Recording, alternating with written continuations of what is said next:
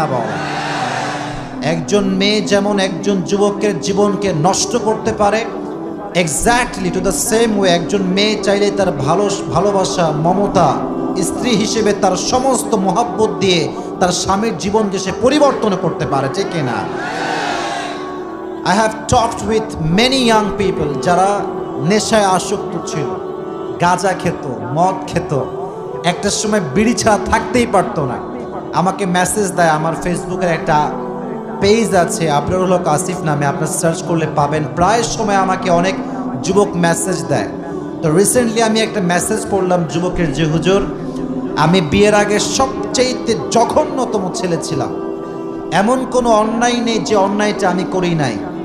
নেশা, pornography, blue film, I was addicted about it. আমি খুবই আসক্ত ছিলাম, বাট আল্লাহ আমাকে কপাল দিয়েছে ভালো, নেককার দিনদার